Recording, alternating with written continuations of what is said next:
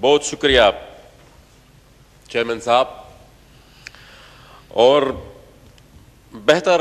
فرمایا آپ نے کہ جب تک ہم اپنے اداروں کو بہتر نہیں کریں گے اس وقت بہتری کی کچھ گنجائش بھی نہیں ہے۔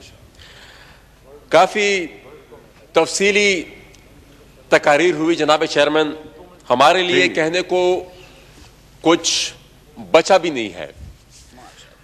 مذمتی قرارداد بھی یہاں پر پاس ہوئی، لیکن جس طرح یہاں پر مجھ سے پہلے بھی یہ بات بار بار ریپیٹ ہوئی، میں بار بار اس چیز کو ریپیٹ نہیں کرنا چاہتا، لیکن کئی دفعہ اس بات کا ذکر ہوا کہ یہ مذمتیں اور یہ قراردادیں ہم ہر ایک ایشو پر پاس کرتے آ رہے ہیں، اور پرویز اشرف صاحب نے بہت بہتر فرمایا کہ ہمیں اپنے آپ کو پہلے بہتر کرنا ہوگا اور وہ قوت حاصل کرنی ہوگی کہ اس کے بعد اگر ہم کسی کی مدد کے لیے اٹھیں تو پھر وہ ہم اس سے کوئی سکسس سٹوری بھی بنا سکیں۔ ادروائز یہ مذمتیں اور یہ قراردادیں ہم بچپن سے سنتے آ رہے ہیں۔ بہرحال جو ہو رہا ہے فلسطین میں، جو بربریت ہے اسرائیل کی طرف سے، اس کی جتنے بھی مذمت کی جائے وہ کم ہے، اور میرے خیال میں پوری دنیا کو جہاں جہاں بھی، جس طرح علی محمد خان صاحب نے بھی کہا اپنی تقریر میں کہ جہاں جہاں بھی جو ترقی یافتہ دنیا ہے، جو بعض اوقات بلکہ اکثر اپنے آپ کو ہیومن رائٹس کے چیمپئنز بھی کہتے ہیں اور کافی انسانی حقوق پر وہ، لیکن ہمیں یہ نظر آتا ہے، ہمیں یہ محسوس ہوتا ہے یہ جو فلسطین میں جو ہو رہا ہے اور یہ جو اسرائیل کی بربریت پر جو خاموشی ہم دیکھتے ہیں، تو ہمیں یہ محسوس ہوتا ہے کہ شاید یہ ہیومن رائٹس یہ بھی ایک کنٹرولڈ قسم کا ایک ایشو ہے۔ جب ان کو نظر آتا ہے، جب ان کی نظر میں جو چیز، جب وہ چاہتے ہیں معمولی سی چیز کو بھی وہ بڑا چڑھا کر پیش کرتے ہیں،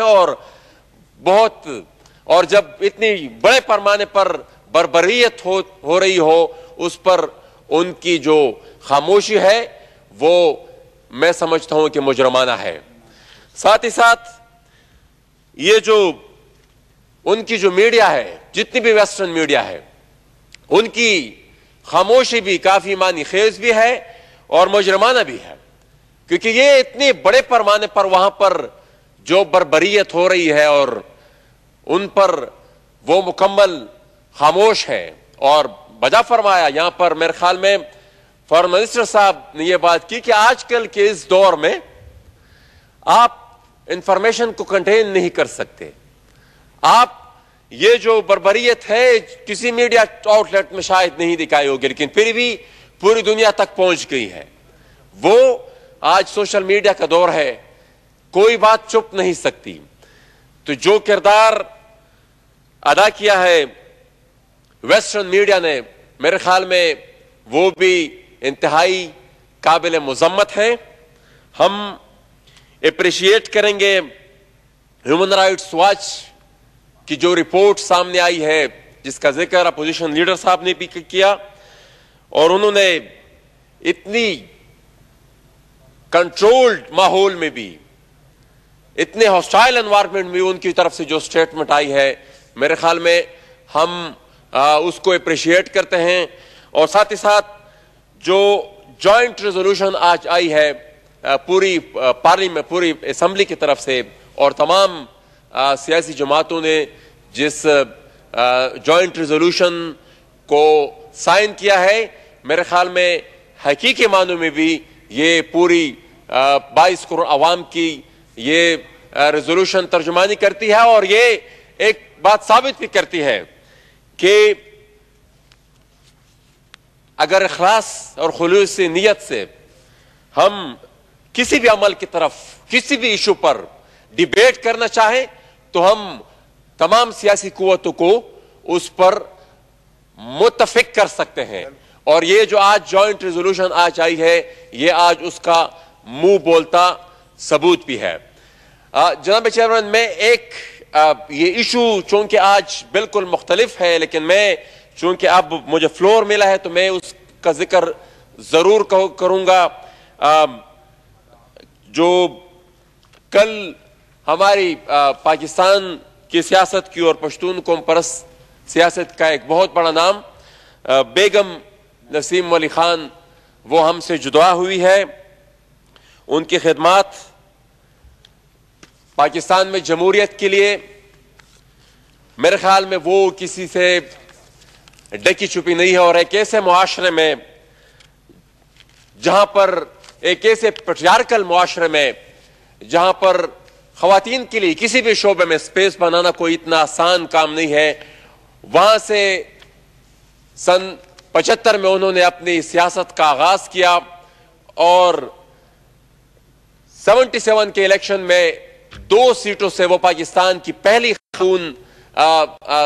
پولیٹیشن ہے جو 2 سیٹوں سے جنرل سیٹس پر لڑ کر الیکشن لڑی اور پارلیمنٹ کی ممبر رہی. اس کے بعد وہ 4 دفعہ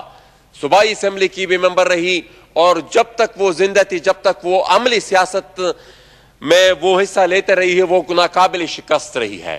وہ اپنی پوری لائف میں اس نے کبھی ان کو شکست کوئی نہیں دے سکا. سیاست کے میدان میں ان کی کافی خدمات ہے اور ان کے چلے جانے سے جو خلا وہ ہوا یا وہ آیا ہے وہ اسے پورا کرنا میرے خیال میں کافی مشکل بلکہ ناممکن ہوگا. تو ہم خراج عقیدت پیش کرتے ہیں بیگم نسیم علی خان صاحبہ کو بھی. ایک اور چیز جس کا میں فارن منسٹر صاحب نے اپنی تقریر میں کہا اور میں اس کو یہاں پر ضرور رسپونڈ کرنے کی کوشش کروں گا. انہوں نے کچھ خدشات کا اظہار کیا کہ ہمارے جو افغان پروسیس میں جو کردار ہمارا ہے اس پہ کچھ خدشات کا اظہار کیا جا رہا ہے. تو جناب چیئرمین، حقیقت یہ ہے کہ جہاں پر آگ لگی ہو تو دھواں ضرور اٹھتا ہے. مسئلہ یہ ہے کہ ایک طرف ہم کلیم کرتے ہیں کہ ہمارا رول بہت مثبت ہے اور دوسری طرف ہم اس پر ڈیبیٹ کرنے کی یہاں پر بار بار ہم ریکویسٹ کر رہے ہیں کہ بھائی جو ڈیولپمنٹ ہو رہی ہے ہمارے پڑوس میں اس پہ پارلیمنٹ کے پر اس پہ ڈیبیٹ ہونی چاہیے لیکن نہیں ہو رہی. اور جو ہمارا ڈوبیس کردار ہے